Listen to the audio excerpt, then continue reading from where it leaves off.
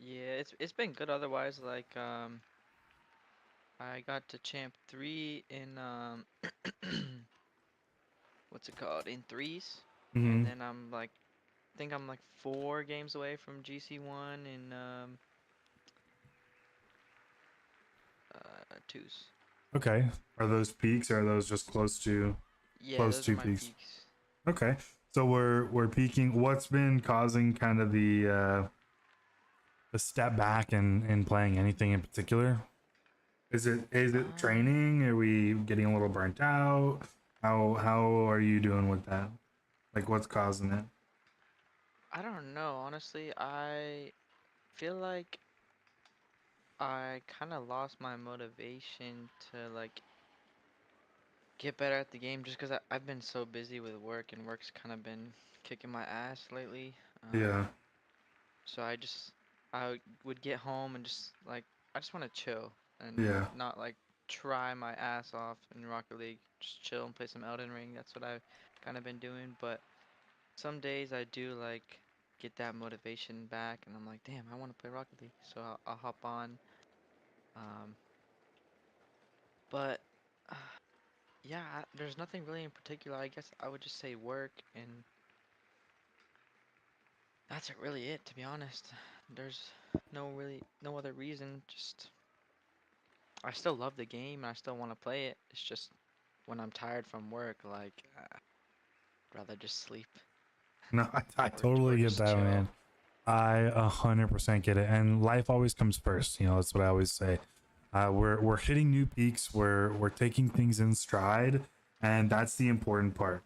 We've hit our new peaks, and as we continue to train, I'm sure we'll continue to get better and better, and continue to push forward. So, taking a break because work is kicking us in the ass is just normal, right? Um, Mhm. it's normal. That's all you can really say about it, and that's fine.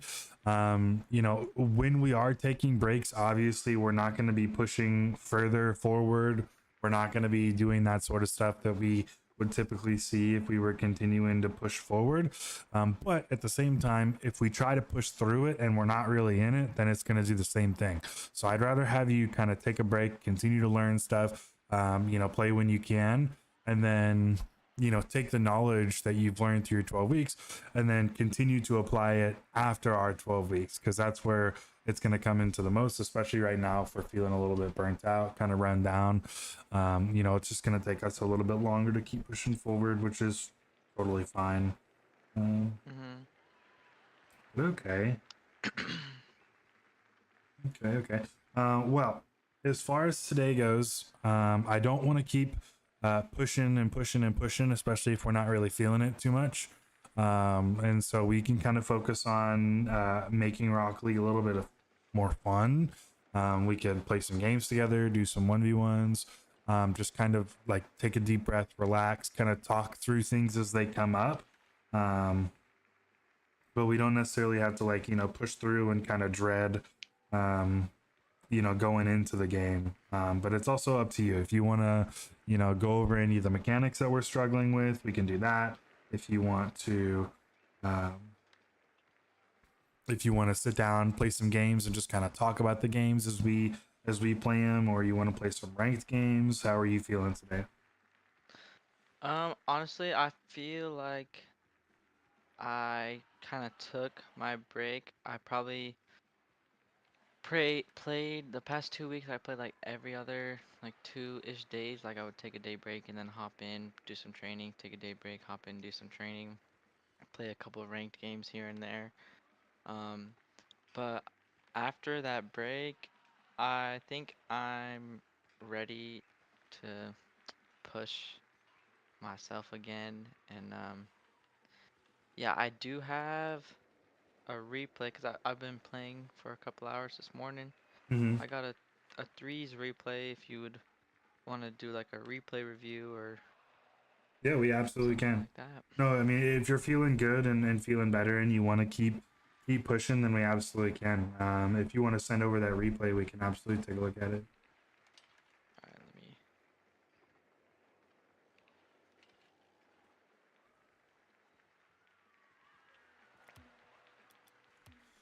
how do you get to the replays again? It's If you search demos, it'll pop up. okay.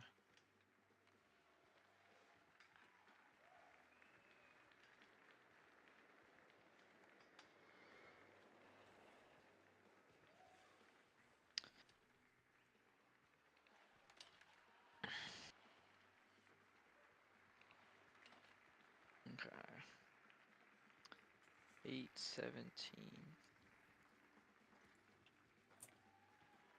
There we go.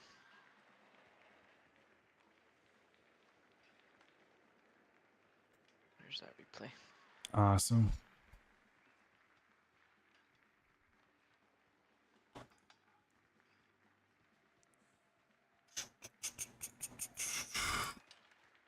Let me just get it imported over into my game. All right.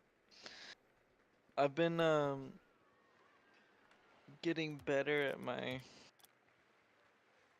wave dashes and half flips and the what's it called, the bounce drill, like two touch bounce or Yeah. whatever. That one I've actually seen in game scenarios where I'll score like a cross map goal and so Very that good. drill definitely works and transitions to in game. That's great. How do you have any questions on any of the drills that we went over in our last call? Anything about aerial day, ground day as a whole, or in specific?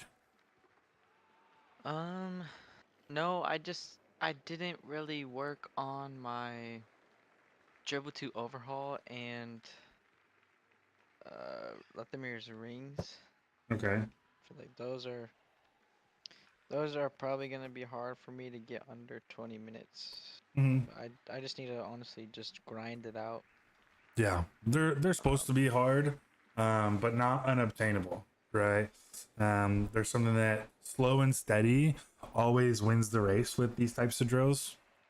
Because remember, a lot of these drills that I have, are the fuck you drills, right? They look and are in theory really easy, but they actually take a really long time. So continue to take those things in stride and just focus on getting better one day at a time, right? There's no point in looking at, okay, I have to get this sub 20, but you're doing it in 30 minutes. It's like, okay, that's a 10-minute jump. And that sometimes seems a little daunting, right?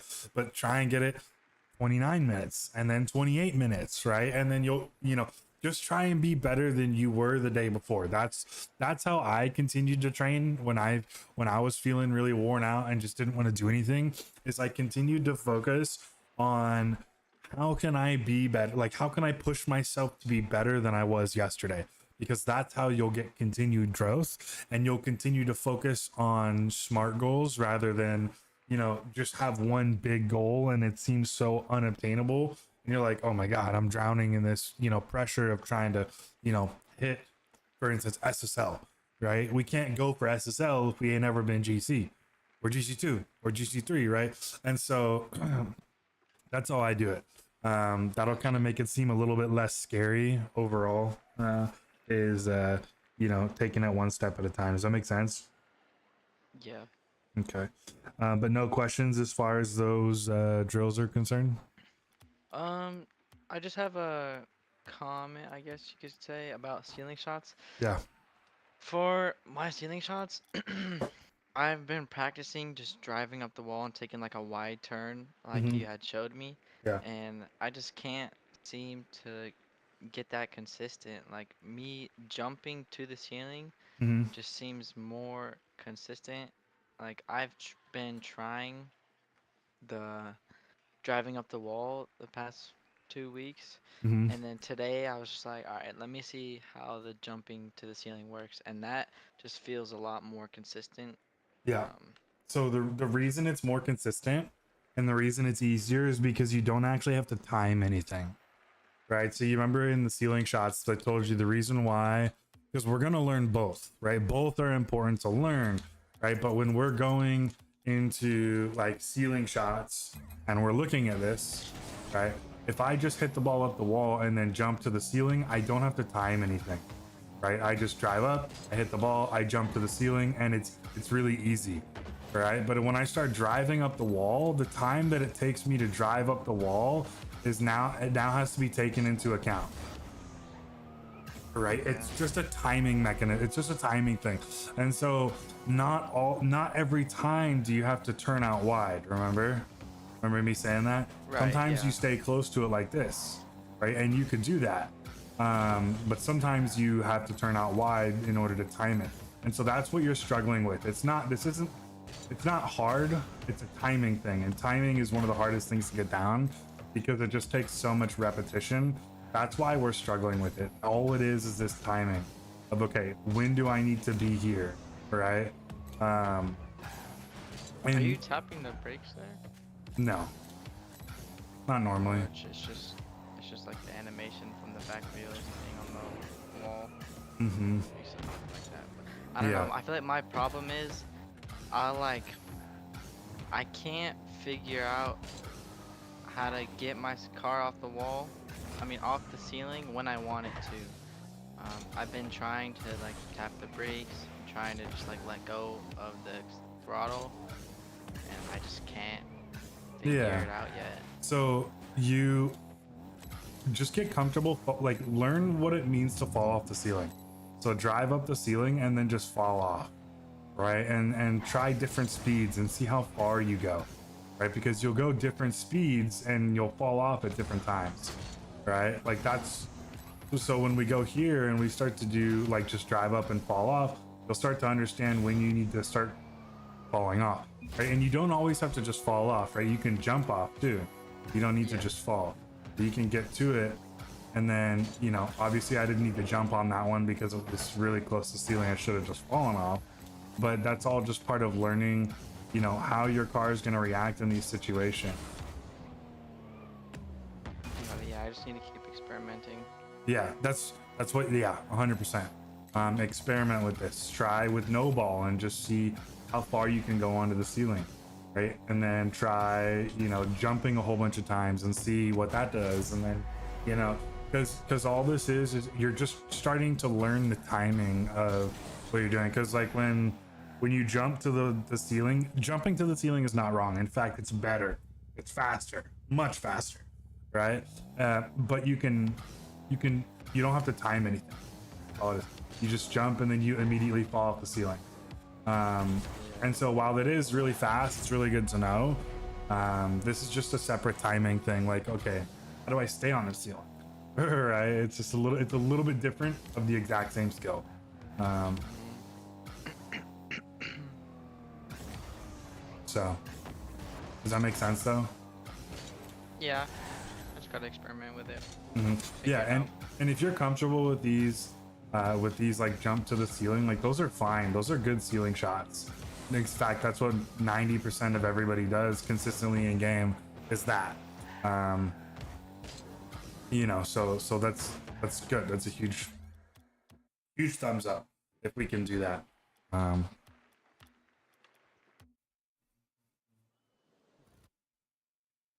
so any other questions? No, that's it. You just go into the replay if you want. All right. Let's see. Numero six. How's streaming been? I saw you streaming the other day. Well, as I've been kind of taking my little break from Rocket League, Mm-hmm.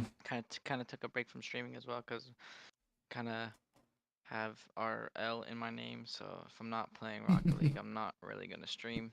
Yeah. But I've kind of started my streams a couple times playing Rocket League. I'll do like my training and then I'll switch to like Valorant or Elden Ring Mm-hmm. and do a little bit of stream of that. But I don't know, it's kind of like I was doing like really good. Like probably at the start of the month, I was getting like 5 to 10 viewers every stream, and now I like fell off and I'm getting like 1 to 3 Did you again. stop streaming consistently, like for a second there? Yeah, I was streaming every day, and then my coworker, he actually used to be a streamer, like 300 to 500 viewers. He told me to just create a schedule, and then as soon as I created that schedule, I started sticking to that schedule, Mm-hmm. and my viewership just fell off. I think because I Yeah. stopped streaming every day. Um, but I don't know. It's kind of hurts a little bit. It makes me like think, why am I doing this? Like, there's no point in doing this. Mm-hmm. But I don't know. Yeah, everybody's been there, dude. I remember this one story from Tim the Tap Man, right? You know who Tim the Tap Man is? Yeah. Big time streamer, right? Uh-huh. He was talking about when he was still working construction. This story like kind of hit me in my feels a little bit because I was in your shoes, and you know, if I went back to streaming today, I would not average nearly as many as I used to. Um, you know, and he the new some new Call of Duty was coming out, and he was super excited, and you know, he was like at like around 800 viewers average every stream when this happened, and he was like super excited to he took time off of work, he got all ready to do this stream for the release of Call of Duty, and he's like, and like 20 people showed up, Yeah. and he was like really upset, and he almost ended stream, and he was sitting there thinking, he's like, man, like that's so shitty that like, you know, I put all this time, I took time off of work, I was getting ready to do this big stream for the new release of Call of Duty, and then like nobody showed up, everybody went elsewhere to watch other streamers. And then he's like, at that moment, he's like, I realized that these 20 people came to watch me. He's like, so I shouldn't feel bad that I may have lost all my viewers. He's like, I should be excited the fact that these 20 people wanted to hang out with me more than all these other people, and that gave him the motivation to do the stream and like just like make it as best as he could with those people, because that's what matters, right? It doesn't matter, you know, if everybody leaves except one person. That one person wants to hang out, you know what I mean? uh, Yeah. which is how I used to do that all the time. And I'm really good friends. Like when I was streaming every day, I always had this one kid. His name was Ryan, and he played Rocket League. He was really good, and he always used to come into my stream like every single day. And he would sit there all day, just talk to me, even if nobody else was there. And now he's actually like one of my moderators for my servers, and like I talk to this dude like every day. Now he's in Oh, Ryan. college, like all sorts of stuff. Like just that's the type of people you meet. So Is it the Ryan, like the Ryan? no, it's Ryan Wallace. You guys don't Oh, know okay. him. He's a CRL player in Canada now. Um, he's not Gotcha. affiliated with the GCB. He's just one of my friends. But like it's those types of people that you meet along the way that made me super happy that I never gave up. Now that I've stopped streaming for over a year now, it's, you know, whatever. But I still have those friends. You know what I mean? Yeah. So no, man, yeah, that's exciting. Yeah, like I said, if you ever message me when you're streaming, I'll always hop in there. So Got you. Yeah, I have this one guy, um, that he was like my first sub, mm-hmm. and he always comes in my stream every time I'm live. Mm-hmm. He just says what's up, and he's like the one person that's like in my stream every time. So it's pretty cool that he's just like a random dude, Yeah. and like he's always talking to me. It's cool. Mm-hmm. Yeah. I love that stuff. That stuff's so much fun. At least to me anyway. Like just meeting people. That's why I started doing it. I started streaming and coaching because I like talking to people and meeting different people, and I've made friends all around the world. And one of my closest friends is in South Africa. Like you know, I never would have met him. Like yeah, it's crazy. Mhm. Let's see. Is this at peak rank? Yeah, this is my peak in threes right now. So this is just really small. It's nothing big. But remember, which way do we need to turn? Remember being butt cheeks Yeah, towards the net. towards the net, right? And the only reason why this is like this could be bad, right, is look at the angle we have to take this ball if our teammate misses. Mhm. So if he misses, now we have to come in at, I'm not in borderless anymore. And then let me just get rid of that. The angle that we have to take now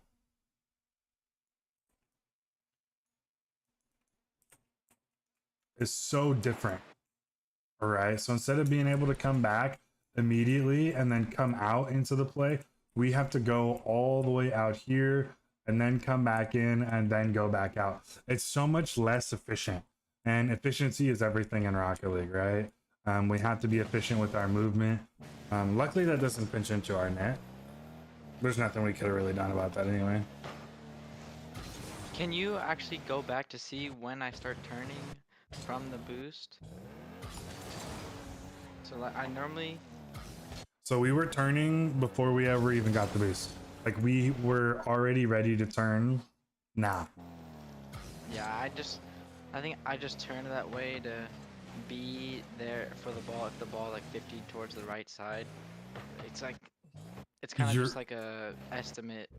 I'm like It's a guess. trying to predict it. Yeah. Right. Remember, we cannot act on something that has not happened.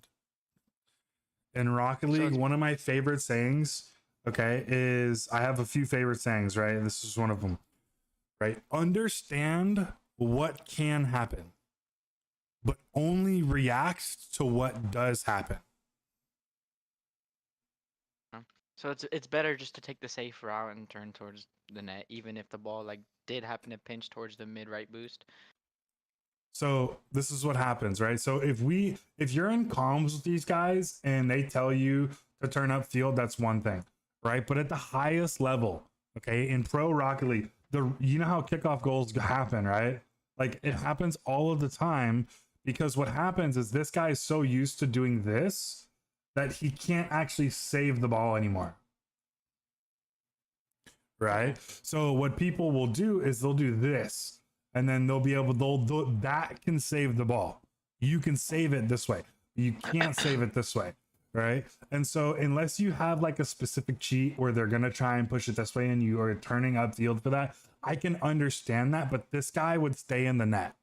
That's the difference. He would stay back, right? Because somebody needs to cover the net always, right? And so if this guy cheats, it's our job to cover the net. And so if this ball goes this way, it's this guy's job to get it. Okay, say it's 2v2 and my teammate on kickoff tells me he's gonna hit it right. Is that fine to just go turn up field there? I try not to make that turn until I see what happens. So I try and time this to get the boost and then make the decision based off what happened. Does that make sense? Okay. Yeah. Okay. Because if it goes good, then you just turn up field. If it goes bad, you just turn back. But if you guess on what's gonna happen and it does the opposite, it's very bad, right?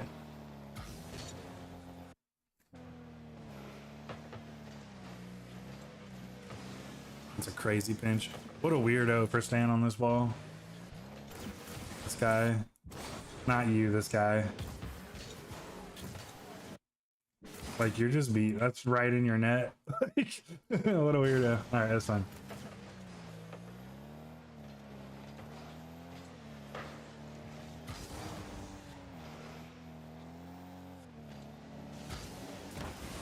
Nice. That's a good shot. Yeah, that was a slapper. That was really good. This is really small too, right? So again, the flip. No, the turn, right? So okay. we know that the ball is going to the left, so we know we have to turn that way, right? We know we have to go over here in this direction, but right, remember that we don't want to make Rocket League uncomfortable for us, right? So if this ball's on the ground and you turn like this and get the ball, that is good. Okay, right? So we can turn this way if we can pick the ball up and make it go this direction with the turn. Does it make sense? Right. But here, the ball is over our head. We can't actually turn forward and get this ball going in that direction. So what does that do in terms of our position? Well, if we look at what that does, that makes us significantly closer to the play. And then we have to try and make a play like this. You see how uncomfortable that looks? Right. So this play is going this way. So all we do is go, oh shit, this ball's over our head. I'm just going to turn this way. And what this allows us to do is it allows us to come into this play with significantly more momentum and more like comfortability on, like way more comfortable than what we had just done. Okay, now why is that significant? Like, you made a goal because you made a good play, right? But look at how we got there. Look at the difference in one smooth motion versus what we did. Do you remember what you did here? Uh, So we flip, flip and then we have to go all the way back. Now imagine if we had just rotated the other way, we never do that. We literally just drive like this. We don't do this flip where now we can't do anything and then we turn like this. You see the difference? yeah. You see how one doesn't allow us to stay on the play at any given time, and then we have to make hard adjustments versus one where we just go up really smooth, really comfortable, really easy. Got it. Do you see how how important just turning the right way is? Yes. Right? Look at how uncomfortable that one is versus it. To me, it's a night and day difference. Yeah, that When is. when I learned this like technique, like and it's give and take, because sometimes you'll turn. I call this, like, besides being butt cheeks, this leads into a bigger idea of playing wide. Okay, and have we talked about playing wide before? Um, I don't think so. Okay, just a quick little explanation. Is playing wide gives us easier angles to come in towards the ball rather than having to do this sort of stuff, like really sharp, hard angles. Playing wide gives us the ability to carry more momentum and more speed into the play and be able to get to the ball faster than playing significantly closer and then having to slow down to make these types of turns, right? Because these take away from speed, whereas this whole time we're picking up speed. Right. So playing wide allows us to play significantly faster and more, get easier, more comfortable touches on the ball than playing super close like this. But this whole like turning, being butt cheeks goes into that idea of playing wide. Sometimes you cannot play wide and you are going to get scored on because we're going to turn like this all of the time. But remember, like I was explaining up here, that's not always the answer. Sometimes we could cut off the play and then take it immediately this way. And that's significantly faster than turning like this, right? So it's about learning the best times to go wide, but 9 times out of 10, if you go wide, you're usually doing the right thing, and you'll learn those times where turning in closer will make the difference. Does that make sense? But here, this play, it's just so much easier.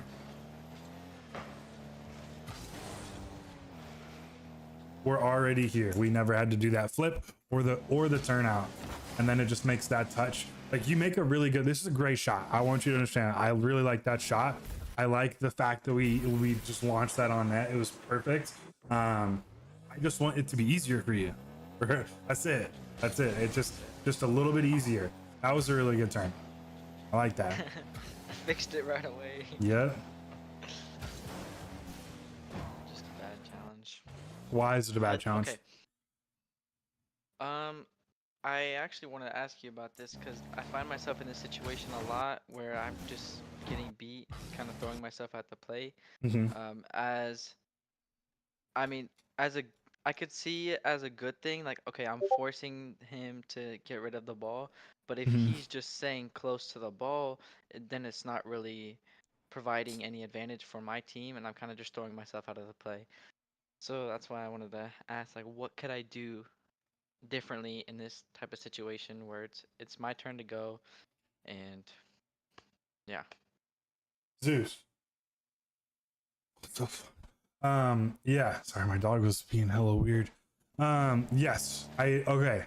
This is some really good thinking you're at. So I really like the direction where your head is at right now. So the question you're asking, just so that way I can fully make sure we're on the same page, is you're asking, as a first man, how can we get him to get rid of the ball but commit ourselves less? Because right here, we're full committing into this play and we don't really do anything, right? And the last Right. thing that we want to do is leave our teammate in a 1v2, 1v3, or 2v3, or 2v1 situation, right? Exactly.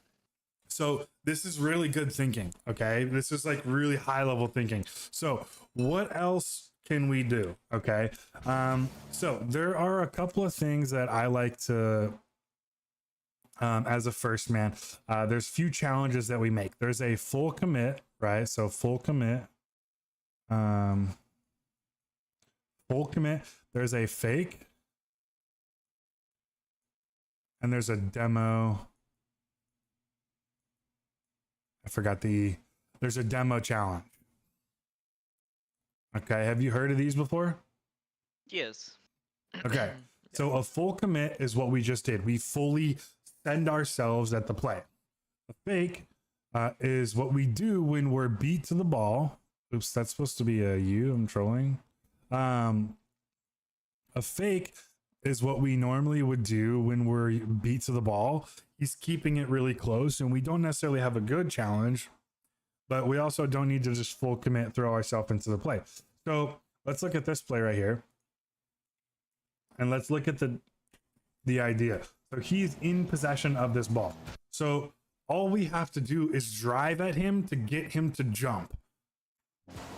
We don't have to jump because he's going to jump, right? If he doesn't jump, right? So if he just continues driving forward, right? Then all we do is we kill him. And then we keep going. That's where a demo challenge comes into play, right? So a demo challenge is like a little checklist that we want to do. We want to make sure we're first man. Okay, first man. We want to make sure that we have follow-up. Okay. And then we want to make sure that we don't have a good touch. No touch.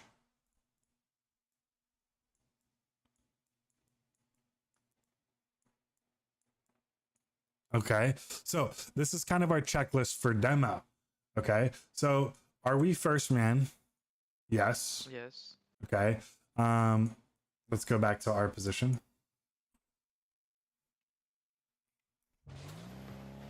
So here, we're first man, check.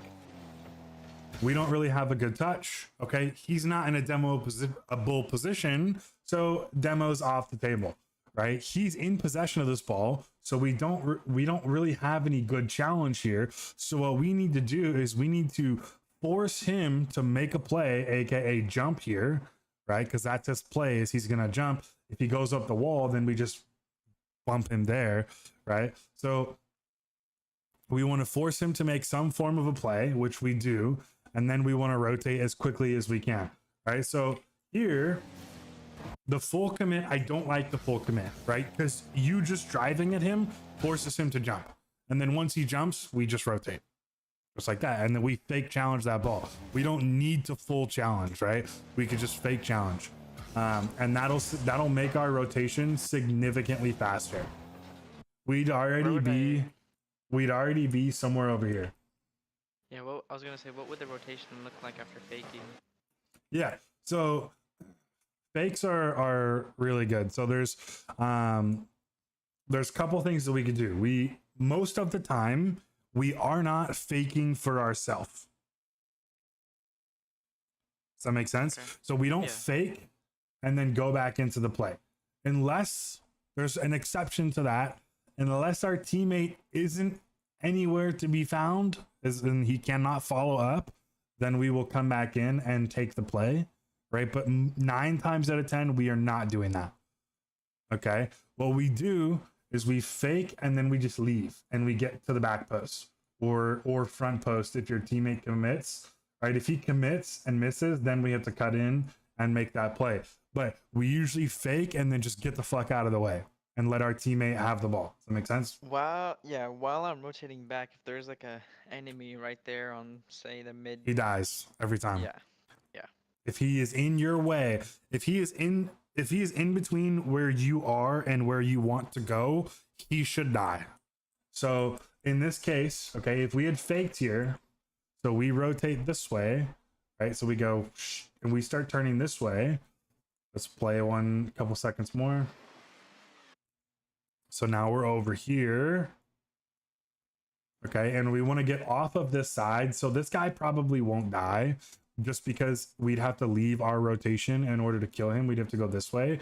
And what does that cause? That causes our teammate to leave because we're getting closer to the play. So nobody would probably die in this case. But our rotation would look something like this, where we would get behind our teammate, letting him know we don't want to rotate this way, because if we do, he's probably going to turn off thinking you're going to cut, right? So that's how our rotation would look like. Now, if there was an enemy player in this path, then he should die 100%.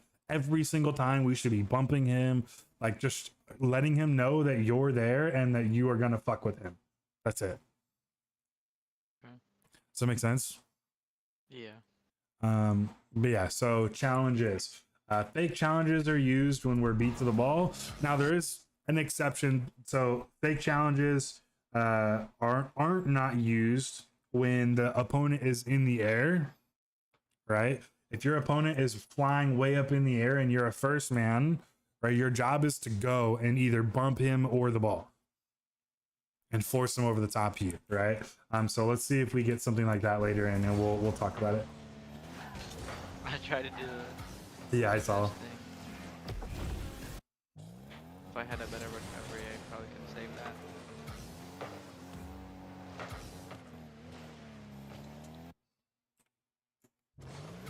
Just because you're not in comms, yeah, you're not in comms. We need to be gathering information always. So boom, we go over here. We see our teammate right there. He touches this ball. Now we need to look. We need to quickly glance whoosh, and see whether or not he's ready to go, like up here, or he's hanging back waiting for you to go. We just need to quickly look, because right now we don't know where he's at. We're guessing where he's at. Okay, so if he's ready to go and we quickly look whoosh, and we see him more upfields, okay, like he's ready, something like this. What the fuck?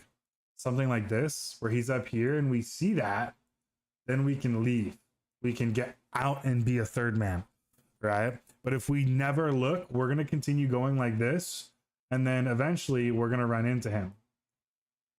Right. This time, luckily, he leaves and we go this way and it works out in our favor. But if this guy wasn't as patient and he wanted to be up here, we would both commit on a ball that comes out this way. Sure. So we know. Yeah. Do you know what like playing cover and half turn is? Playing cover and half turn. Yeah, like Korean should be on a half turn and I'm playing cover for our first man. You're gonna have to give me more definitions, because those are somebody's definitions and I don't watch whatever you're referring to. So those are just names. So like cover would be like Sinister's on the ball, I'm playing on the wall behind him, like covering the play if the ball goes over him. And then Korean dude is like on that half turn facing the play, which he is right now. He's doing a good job to where he can cut if the ball goes like towards mid, and then I just turn back and basically if the ball goes on the wall like over Sinister's head, I'm there to cover, and then Korean is there to turn left or go straight or turn right, wherever the ball ends up going. But I saw that on a YouTube video, the threes. Yeah. So you're referring to split. You're referring to layered offense. Okay, you guys are in what the GCB and Verge calls a layered offense. Okay, this is kind of standard, right? Layering is this right here: 1, 2, and then 3 over here. However that looks, right? This guy can cover, like you said, the wall right underneath, right? But cool. We understand that. Awesome. Okay, what was the question behind it though? Just if I understood what you were talking about. Oh, basically right here, I'm not really trying to go for the ball. If the ball goes out middle, I would just leave that for my teammate. Okay. Cool. That works in competitive 3v3 as a team. You guys aren't in a team. Got you. Right. So like it's good that we understand this concept, because that is a high level concept. This is something that you focus on in a team environment. Okay. 9 times. Okay. So let me ask you this. We just automatically think that our teammate's going to be here. That's what you were thinking? What if he's not? I don't know. You just give up on the play, right? What if Yeah, he's pretty behind you right much. here? This is what you see more often than not, is they're behind you. They're just kind of following in a straight line. You see this all of the time in ranked, right? And so what we need to do, because we are not playing in a team environment, okay, and we cannot rely on this guy always being there, we have to visually check that he is there. Okay. Right? We have to see that he is there, and then we can decide whether or not, when this ball goes this way, are we leaving or are we committing? Because if he's over here, you best damn believe I'm committing, right? Right. So that is why we need to look, right? So I understand the what did he call it? Cover half turn. Yeah.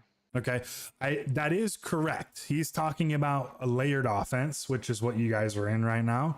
Okay, that's the generalized term for it. This guy is covering. This guy's in a half turn, I guess, is what you are saying. Yeah. Right. So that is correct. But you are in competitive 3v3. You do not know what this guy is thinking, which is why we need to look. Does that make sense? Mm-hmm. So at the end of the day, you are right.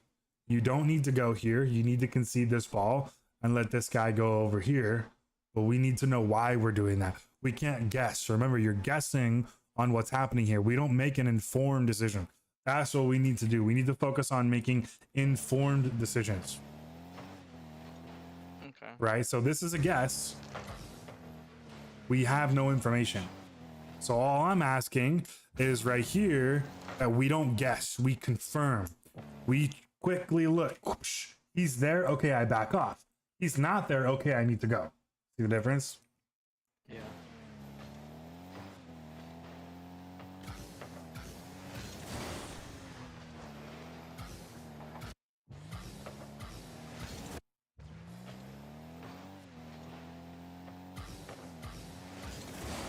That's really tough.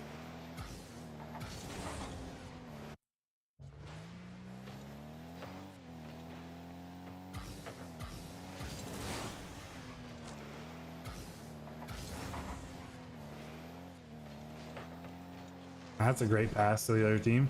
Oh, I'm glad he was able to follow that. Yeah.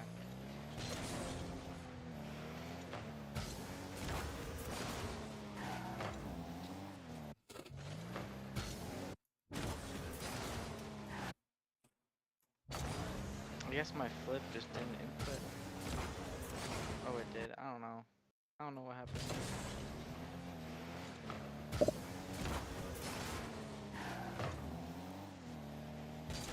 Maybe I like dead jumped. Looks like we just flipped after.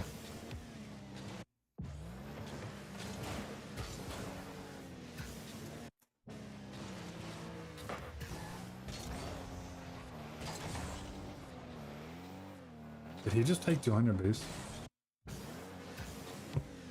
I think he just took 200 boost. No, okay, only the 100. What a crazy touch.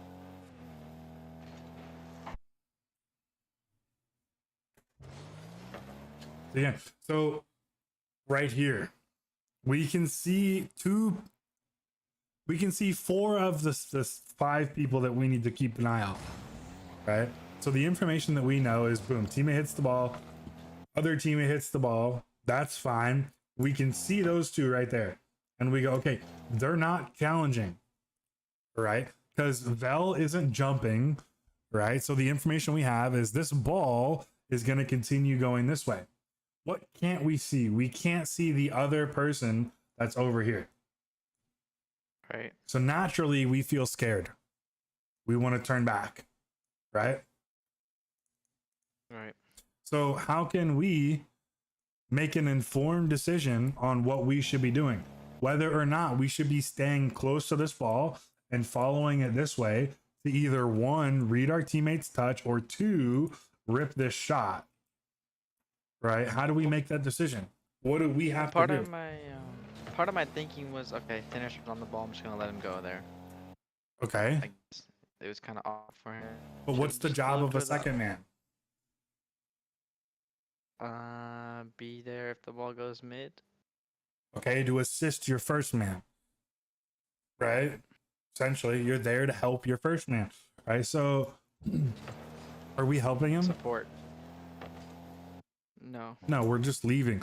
We're not. We're just leaving, right? So if we just look at this, if we look very quickly, so right here we see him, and we just quickly look, whoosh, and we go, oh, he's at a boost.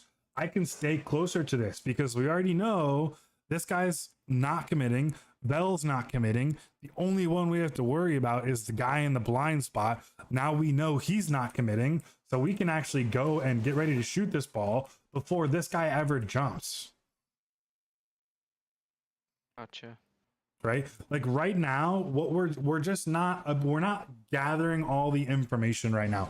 We're kind of playing on what we think is going to happen, and just, you know, we can't do that. We have to make plays happen, right? Okay. And this is how we make plays happen. We read the situation, we go, oh shit, I'm on this ball, right? And we're ready on this ball, and now we shoot it here. We're already shooting this ball. That's the difference, right? Because we observed all the information. So we have to start using our left stick, and we have to start being comfortable making decisions with the information that we have, not just guessing at what's going to happen. Because the moment that we're basically right now, we're freestyling is what we're doing. We're kind of guessing. We don't really have any sort of plan. We're not making decisions based on what's happening. We're just kind of making our decisions based on what we think is going to happen. Is that an accurate statement? Yeah. Right. And so, yeah, that is definitely something that we have to start working on. Multiple times here, we can have made a better decision, or like a faster decision, just by using our camera, just a little bit movements, right?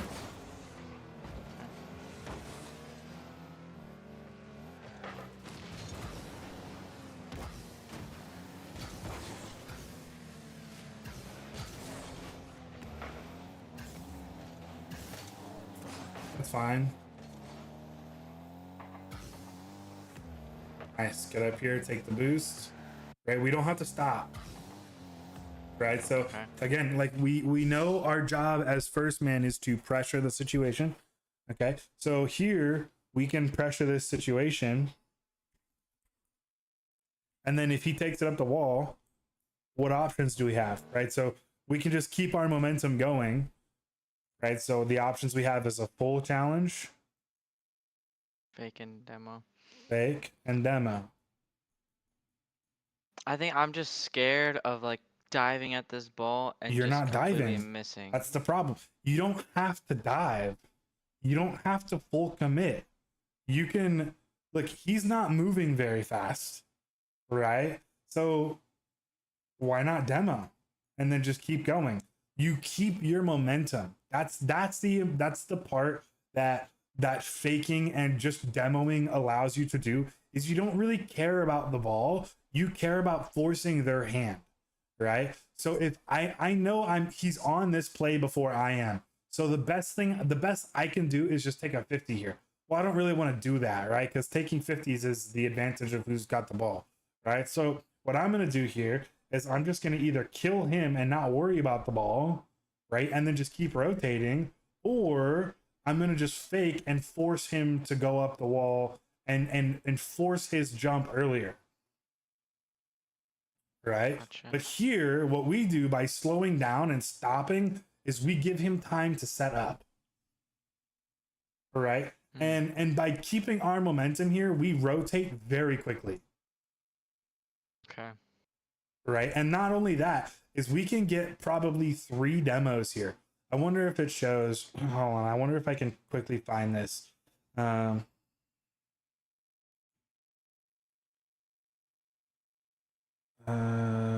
going to send him a message really quick. I know he has it.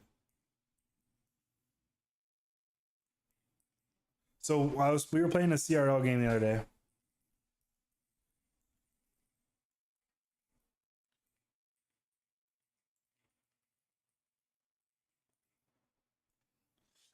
We were playing a game the other day, and the importance of keeping your momentum, right? So the team was lined up very similar like this, okay? Very similar to how they were now. And our first man had taken the play. It didn't work out very well.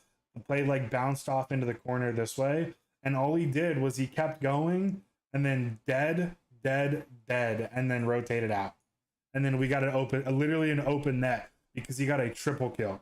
They are lining up perfectly for you to get 1, 2, maybe even 3 demos if they're not ready, right? And so we here as a first man, it's our job to decide, okay, can I just beat him and take the ball? That's when I full commit, right? Okay, I can't do that because he's going to 50 me, so full commit's out. Can I demo him and get follow up? Maybe. Okay, that's worth trying. Or do I just want to fake and then let my team go? Right? That's how we make those decisions, but we're not giving him time to set up and go over our head, because that's probably what he does here. He's probably going to go up the wall and just get it right over your head, and we're not going to be able to really do anything anyway. So you make a good challenge here, right?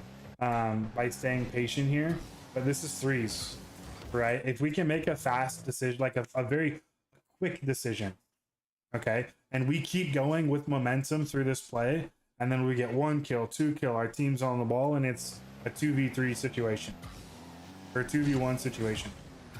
You make a really good challenge there, but this won't happen in higher ranks. He will get this around you.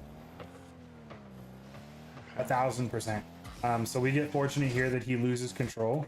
But yeah, that's how we can start deciding whether or not we need to commit, demo, or just fake challenge. You see how like the patterns that are coming out of this now? Yes. Right?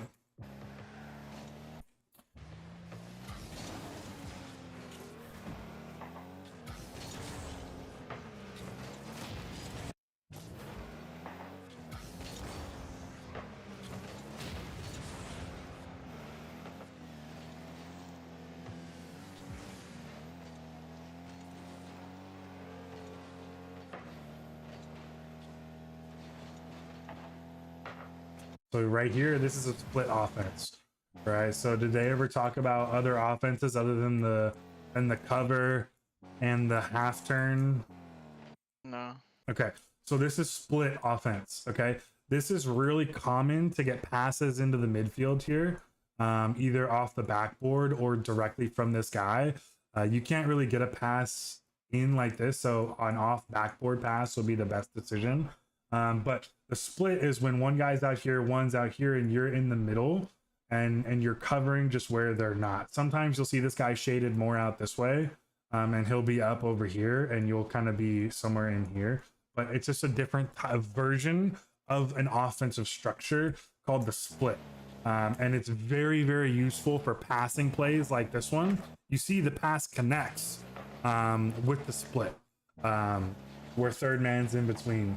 And then you just cover left, right side, depending on where the ball goes. Here we cover the right side because the ball goes this way. I'm not even going to talk about it. What a touch. Nice.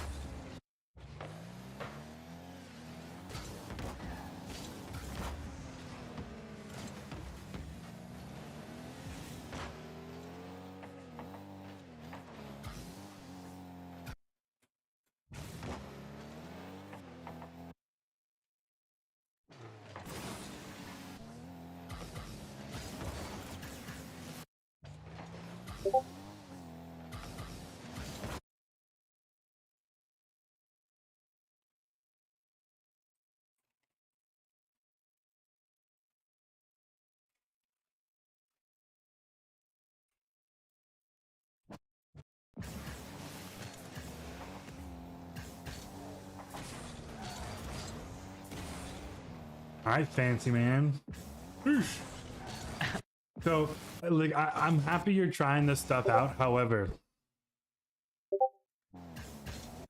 we're supersonic. All of this is unnecessary. Yeah. This actually loses us speed if we fuck up. right? So while yes, it's important to practice this type of stuff, when we're going supersonic already, things like flipping, wave dashing, doing the wall dashing, all that stuff is absolutely useless to us. And all it does is it opens up room for error. And so it's really small. It's not like end of the world. I'm glad we're practicing it. However, we don't want to create bad habits where we just always do this, even if we're supersonic. All right, let's look at this. Let's look at this play really quick. So just keeping momentum. So he makes this play. It doesn't quite work out. They're all stacked up. 1, 2, 3, and they're all just dead. Right? Yeah. He's not worried about going towards the ball. His play is over. All he wants to do is just go get free kills. So this is the whole play. I know this is just the whole play right here. They're just in his way. They're just, and then that's a free goal. That was actually, that was funny. But yeah, just keeping your momentum and going with the flow. You don't always have to go for the ball. Go for them. Fuck them, right? That's what I always say. Fuck those guys. We don't care about them, right? So, do you see some of those patterns though coming out in that first man when we should challenge? Right, we should always challenge if the ball's in the air and we need to force them. Right, we have to full challenge on that. But if the ball's on the ground or they're taking up the wall, we can fake them, right, and force them to jump. We can fake them or demo them and just force them to make their play uncomfortable. And it makes it significantly hard. Does that make sense? Yeah. Questions? No. Okay. So the first man, that clarification, the using your camera, we have to make decisions based on what is actually happening.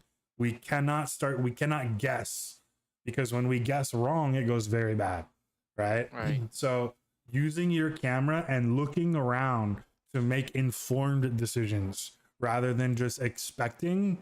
Okay, if you're SSL, you can, even those guys, they think differently. Okay, one of my favorite stories was Polar was number 1 in the world in 2v2 at the time, and his teammate was number 4. Okay, and he was complaining that his teammate wasn't doing what he wanted him to do. No matter what rank you get to, you guys are going to think a little bit differently. So in this game, so far, you guys played well together, as in you guys were all kind of on the same page. But those games where you're not and your teammate is thinking something else, you have to look and make that decision based off what he's doing. We can't just expect it, because when it doesn't work, it goes very bad. You ever notice the difference in those games? Yeah, of course. Yeah, and so that's how we start to make these games feel less like really good and then really awful, is we just start using our camera to make informed decisions. And we can make better decisions. Sometimes it's not the right decision. Like cutting across the field as that second man, you don't really want to do that, right? Usually you want that third man to go. If he's sniffing your ass cheeks, you don't have any other option than to go, right? So sometimes you're forced into making a decision that you may not necessarily want to do, but you have to because your teammate's not there. And we'll never know that unless we actually look, right? Got it. So let me write your notes up really quick. So what the fuck? Oh, that's okay. Wrote a little bit of notes. This is what I got. It's how can I push myself to be better than yesterday? Only react to what does happen. Turn wide 9 out of 10 times.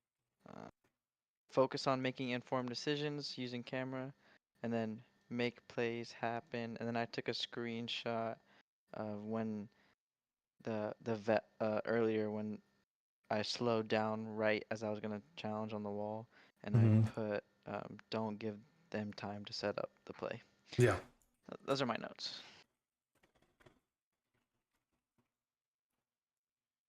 It's so the same thing that we struggle with in ceiling shots is something that we struggle with as a first man. Your momentum. Look at that, right? Totally different scenario, but still the same struggle, right? We are not comfortable keeping that momentum and just going with the flow of the game, right? Um, and so that's something that just to kind of think about, right? Like controlling momentum. Well, yes, it's useful for the ceiling shot and learning how to get comfortable, staying fast or having to slow down. It's the same thing when you're on defense too. You have to be comfortable just going with the flow, keeping your speed, getting a demo, getting a bump, and leaving with all of that speed, or we slow down and then we take the challenge. Right. So we can start to see some of these patterns come up. Offense, defense, all of that. Mm-hmm.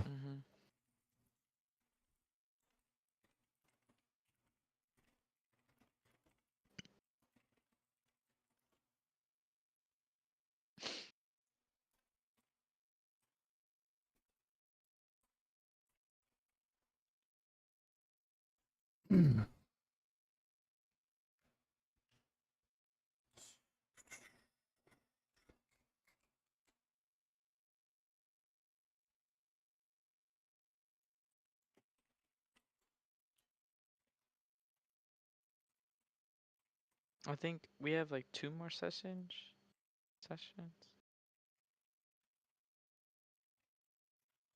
Let me quickly look. So this was 6. This was Oh, week one more. 6. So we have 8, 10, 12. 3 more sessions. Oh, okay. Any questions on that? No. Okay. Any questions about today? I know it was kind of like hitting the same topics over and over again, but they came up multiple times in our No, game, yeah, and this is really going to help. of course. If you keep seeing it, of course, it's good to harp on it so it sticks in my brain more. Mm-hmm. Well, But, awesome. Any questions on that though? Anything that we talked about? no. Okay. Awesome. And I should still stick to the ground and aerial day and try to work on those workshop maps and Yes. I'll be honest, you're going to continue to use that training pretty much for the rest of the time you play Rocket League. All right. Pros still train their air dribbles. They still train their ground dribbles, right? They still train like these movement mechanics. So it's just something that you're going to continue to work on throughout the rest of your time playing Rocket League. This is just a way that I like to work on them, and you can add and take away drills as you get comfortable and rotate things in and out. And so use this as like a foundation, add and take away as you get comfortable and need to work on different things. Okay. Make sense? Yeah, I still have been doing like I'll start with the strength and accuracy stuff. Do you think I should graduate from that or still work on it? For the shooting, Yeah, or just do the Eversax and Coco's shooting instead of doing like the midfield shooting and strength and accuracy pack. so switch them out. Like, so go into other packs. Use Coco's one day, do Eversax the other day, do a shooting pack, the next day, and just kind of like switch through and use other packs with the same techniques. Try and figure out ways where you can just shoot the ball without actually having to air roll or open yourself up for more error. You could do all of that using other maps as well. Does that make sense? Got it. Alright, I don't want to go too much past our slot, so. No worries. Any questions? I want to make sure there are no questions before we end our call for today. It's okay if we had to run over because you have a question. No questions No. are bad, or no question is a bad question. No, I don't have any more questions. All right, sweet. Well, let me know if you do have anything. If you have any questions, you know how to reach me. Of course. Alright, thank you. All right, man. Have a good one.